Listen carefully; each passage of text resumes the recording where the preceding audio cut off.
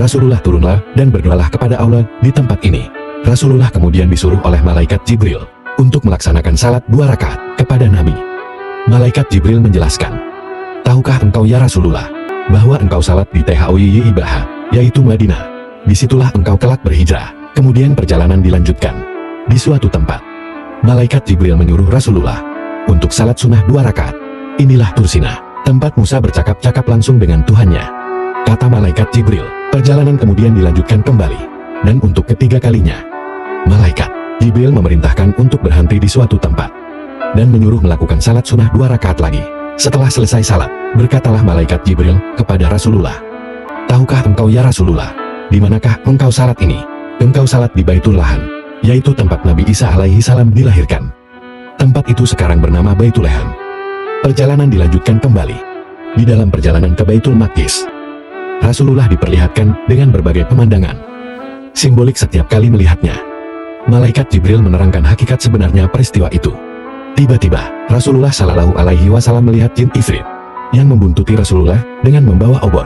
Setiap kali Rasulullah Shallallahu Alaihi Wasallam menolehkan kepala ke tempat yang lain, Rasulullah selalu melihatnya, yang menyebabkan mata Rasulullah senantiasa melihat ke arah jin ifrit. Kemudian malaikat Jibril berkata, "Ya Rasulullah, apakah engkau mau aku ajarkan kalimat untuk menghalau jin ifrit itu?" Rasulullah kemudian bersabda, "Baiklah wahai Jibril." Kemudian setelah itu, malaikat Jibril berkata, "Ya Rasulullah, ucapkanlah doa ini. A'udzu biwajhillahil karim wa bikalimatillahi tammat allati la yujawizuhunna barrun wala fajir min syarri ma yanzilu minas sama wa min syarri ma ya'ruju fiha wa min syarri ma dhara'a fil ard wa min syarri ma yakhruju minha wa min syarri fitanil laili wan nahar wa min syarri tawariqil lail wa min syarri kulli tariq illa tariqan yadruku bi khairin ya Rahman."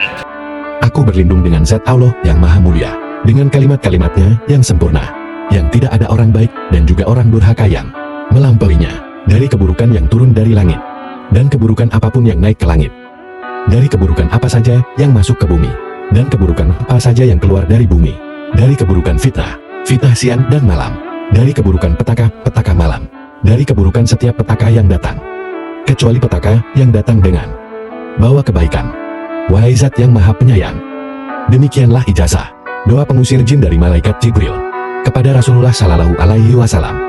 Setelah Rasulullah Shallallahu Alaihi Wasallam membaca doa itu, maka jin ifrit yang membuntuti Rasulullah jatuh tersungkur, dan seketika obornya padam. Kemudian Rasulullah melihat suatu kaum.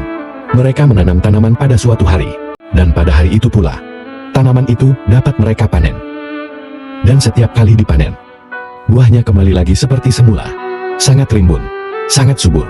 Setelah ditanyakan kepada malaikat Jibril, kemudian Rasulullah mendapatkan jawaban bahwa apa yang Rasulullah lihat adalah gambaran dari orang-orang yang berjuang untuk membela agama Allah. Amal baik mereka dilipat gandakan sampai 700 kali. Apapun yang mereka berikan atas nama Allah tidak pernah berkurang, bahkan akan berlipat ganda, bertambah terus jumlahnya. Kemudian setelah itu, Rasulullah mencium aroma yang sangat wangi, aroma yang sangat harum. Setelah itu Rasulullah bertanya kepada malaikat Jibril, "Bau apakah yang tercium ini?" Kemudian malaikat Jibril menjawab bahwa bau wangi itu adalah bau dari Masitoh beserta suami dan kedua anaknya yang dibunuh oleh Raja Firaun dari Mesir, yang mengaku sebagai Tuhan karena mereka mempertahankan imannya dan mengingkari ketuhanan Firaun. Kemudian setelah itu, Rasulullah Shallallahu Alaihi Wasallam melihat suatu kaum. Mereka membentur-benturkan kepala mereka pada batu sehingga kepala mereka itu pecah. Dan setiap kepala itu pecah, maka kepala itu pulih kembali dan kembali kepada asalnya. Lalu mereka benturkan kepala itu lagi sampai pecah lagi, dan kembali lagi ke bentuknya yang semula. Pekerjaan itu mereka lakukan terus-menerus tanpa berhenti. Malaikat Jibril kemudian menjelaskan bahwa perbuatan tersebut adalah gambaran dari siksaan yang akan diberikan di hari kiamat nanti kepada orang-orang yang malas melakukan salat wajib dan sering mengakhirkan waktunya. Perjalanan pun dilanjutkan. Setelah itu, Rasulullah melihat suatu kaum yang pergi berombongan, pergi bergerombolan, seperti kawanan unta dan kambing, yang akan pergi ke tempat penggembalaan. Mereka pergi dalam keadaan telanjang, hanya kemaluan, dan dubur mereka yang tertutup dengan sehelai kain. Mereka makan kayu berduri yang sangat busuk baunya.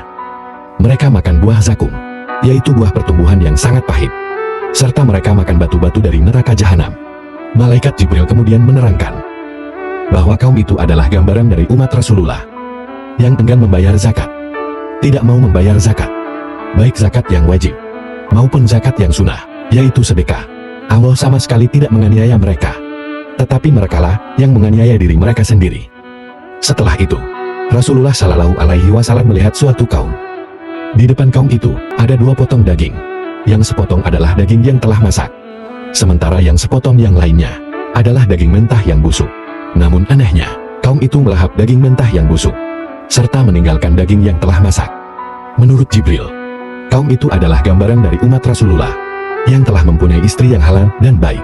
Akan tetapi mereka memilih untuk mendatangi wanita yang lainnya, yang tidak halal baginya, kemudian tidur bersamanya sampai pagi.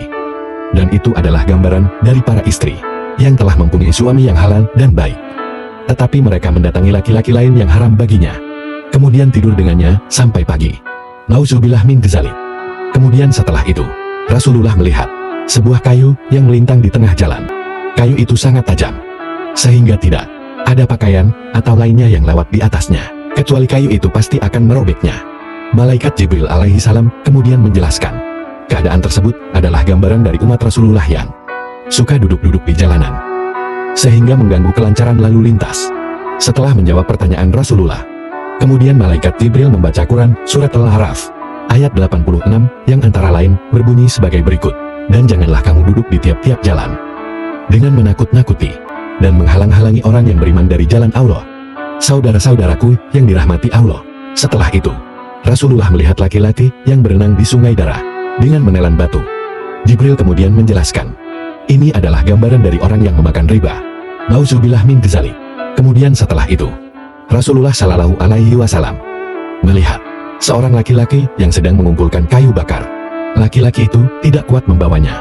Akan tetapi laki-laki itu tidak mengurangi jumlah kayunya, melainkan terus menambahi jumlah kayunya. Kemudian Malaikat Jibril menjelaskan bahwa ini adalah gambaran dari Rasulullah. Mereka memangku tugas atau jabatan secara rangkap. Mereka sebenarnya tidak mampu menunaikan amanat-amanat dari tugas-tugas dan jabatan-jabatan itu. Akan tetapi, mereka masih mau menerima tugas dan jabatan yang lainnya. Mereka adalah orang yang tidak bisa menjaga amanahnya. Kemudian setelah itu, Rasulullah melihat kaum yang mengguntingi lidah dan bibir mereka dengan gunting besi. Setiap kali lidah dan bibir mereka digunting, maka lidah dan bibir itu kembali seperti sedia kala. Mereka melakukan itu terus-menerus tanpa berhenti. Ini adalah ibarat dari tukang-tukang khutbah yang kemudian yang menimbulkan fitnah, yaitu tukang-tukang khutbah dari umat Nabi Muhammad yang menghutbahkan apa yang mereka sendiri tidak melakukannya. Rasulullah kemudian melihat kaum yang mempunyai kuku-kuku dari logam. Mereka mencakari muka dan dada mereka dengan kuku itu. Ini adalah gambaran dari orang-orang yang senang menggunjing orang lain dan melecehkan kehormatan orang lain. Kemudian setelah itu, Rasulullah melihat sapi jantan yang besar. Ia keluar dari lubang yang sangat kecil. Sapi itu ingin masuk kembali ke dalam lubang tempat ia keluar. Akan tetapi sapi itu tidak dapat masuk.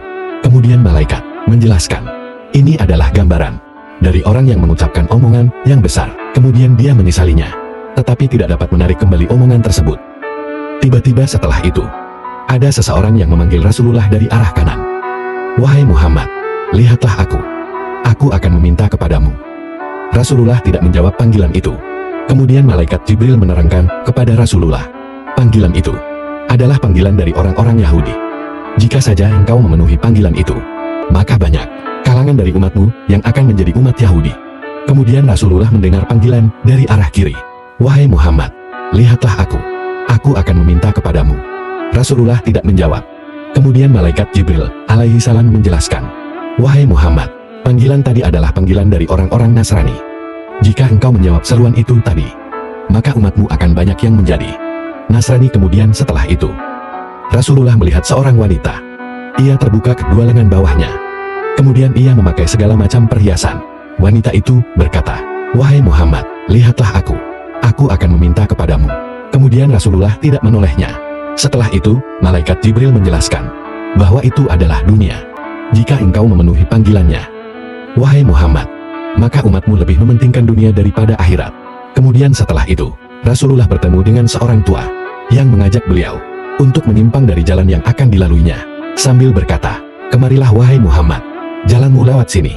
Kemudian malaikat Jibril berkata, terus lurus wahai Muhammad. Rasulullah kemudian bersabda kepada malaikat Jibril, siapakah dia? Kemudian malaikat Jibril menjawab, dia adalah iblis, musuh Allah, yang menginginkan agar engkau cenderung kepadanya. Kemudian Rasulullah bertemu dengan seorang wanita tua di pinggir jalan. Wanita itu memanggil Rasulullah, wahai Muhammad, lihatlah aku. Aku akan meminta kepadamu